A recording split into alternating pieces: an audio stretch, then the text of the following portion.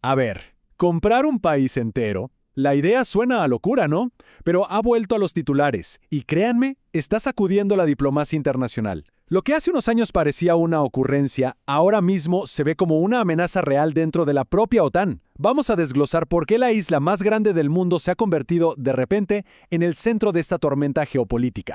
Y ahí lo tienen, directo y sin rodeos. Esto no es una sugerencia amistosa, es toda una declaración de intenciones. La administración estadounidense lo ha dejado clarísimo. Es una necesidad absoluta. Una postura así, tan inflexible, cambia por completo el tablero de juego. Ya no hablamos de una posible negociación, sino de un imperativo estratégico para Washington. Aquí es donde chocan dos mundos. Por un lado, una visión que ve a un país como si fuera una simple propiedad, un negocio inmobiliario. Y por el otro, la respuesta firme de un pueblo que defiende su identidad y su futuro. Como dijo su gobierno, y esta frase lo resume todo, Groenlandia está abierta a los negocios, pero no está en venta. Ok, pero ¿cómo es que llegamos a este punto? Para entender bien la tensión actual, tenemos que mirar más allá del último titular. Vamos a ver la secuencia de eventos que, paso a paso, han ido calentando el ambiente en el Ártico. Esto no es un arrebato de un día. Si miramos la línea de tiempo, se ve una estrategia calculada. Fíjense en la secuencia. Primero, declaraciones públicas contundentes. Luego, visitas privadas. Después, el nombramiento de enviados especiales. Cada movimiento parece diseñado para subir la presión sobre Dinamarca y Groenlandia. Está claro que la intención es seria. Para entender esta, digamos, obsesión, lo primero es ver el mapa con ojos de estratega militar. Y es que el valor de Groenlandia no es nuevo, para nada. De hecho, sus raíces nos llevan directamente al mayor conflicto geopolítico del siglo XX, la Guerra Fría. Esta es, básicamente, la joya de la corona militar de Estados Unidos en el Ártico. La base espacial Pituffik, antes conocida como Thule, se construyó en plena Guerra Fría, y a día de hoy, su radar de alerta temprana sigue siendo vital para detectar misiles balísticos y para vigilar todo lo que pasa en el espacio. Es, en pocas palabras, un puesto de avanzada que la OTAN no puede reemplazar. Ahora, miremos bien el mapa porque revela algo clave, el corredor GIUK. Esta zona, entre Groenlandia, Islandia y el Reino Unido, funciona como un cuello de botella estratégico en el mar. Desde ahí, la OTAN puede vigilar y, si hiciera falta, bloquear el paso de submarinos y flotas enemigas entre el Ártico y el Atlántico. En términos militares, controlar Groenlandia es tener la llave del Atlántico Norte. Pero la estrategia militar es solo una parte de la historia. Hay una segunda capa, y es aquí donde entra en juego el gran premio económico del siglo XXI, la riqueza inmensa que literalmente está esperando bajo el hielo. Hablemos de las tierras raras. El nombre puede engañar, porque no son solo minerales, son los ladrillos con los que se construye nuestra era tecnológica.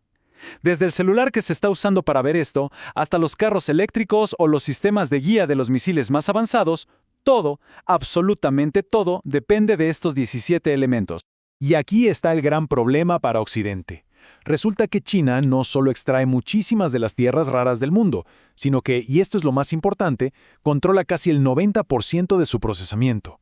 Esto le da a Pekín un poder tremendo sobre las cadenas de suministro de todo el planeta. Es una vulnerabilidad estratégica que a Washington le urge resolver. Y aquí es donde Groenlandia entra en escena como la posible solución. El yacimiento de Kvanefjell, como se ve en la tabla, es uno de los depósitos de tierras raras más grandes del mundo. Quizá la concentración del mineral no es la más alta, pero el volumen es simplemente inmenso. Para Estados Unidos, asegurar el acceso a estos recursos ya no es solo una oportunidad de negocio, se ha convertido en un asunto de seguridad nacional. Y hay un factor que está acelerando todo esto, una fuerza que está redibujando el mapa del mundo ante nuestros ojos, el cambio climático. Lo que por siglos fue una barrera de hielo imposible de cruzar, se está convirtiendo en una nueva frontera, llena tanto de oportunidades como de riesgos. Es una ironía geopolítica tremenda. El mismo cambio climático, que es una amenaza existencial para el planeta, al mismo tiempo, está abriendo la puerta a los tesoros de Groenlandia. Cada año que el hielo retrocede, la idea de una minería a gran escala se vuelve más y más realista. Pero la oportunidad no está solo bajo tierra. El deshielo también está creando nuevas autopistas en el mar. Rutas como el Paso del Noroeste podrían revolucionar el comercio mundial, acortando muchísimo los viajes entre Asia y Europa. Quien controle Groenlandia tendrá un palco de primera fila para influir en estas nuevas arterias del comercio global. Y esta cifra lo dice todo: 7.000 kilómetros. Esa es la ventaja, un ahorro brutal en tiempo y combustible que podría desviar flujos comerciales de miles de millones de dólares hacia el Ártico. De repente, controlar esas aguas se vuelve un negocio increíblemente valioso. Bien, ya hablamos de estrategia, de economía y del clima, pero en el centro de toda esta partida de ajedrez geopolítico hay un jugador que a menudo se nos olvida y es el más importante de todos, el pueblo de Groenlandia. Esa es su bandera. Representa a una nación de apenas unas 56,000 personas, pero con una identidad cultural única y un profundo deseo de decidir su propio destino. Y a pesar de su tamaño, su voz es la que al final va a definir el futuro de la isla. El sueño de la independencia en Groenlandia es muy real y está protegido por el derecho internacional. Pero claro, el camino no es fácil. Su economía depende casi por completo de la pesca y de una subvención que les llega cada año desde Dinamarca. Ese es un obstáculo enorme. Y es precisamente por eso que el tema de la minería se ha vuelto tan importante y polémico para ellos. El dilema para ellos es claro.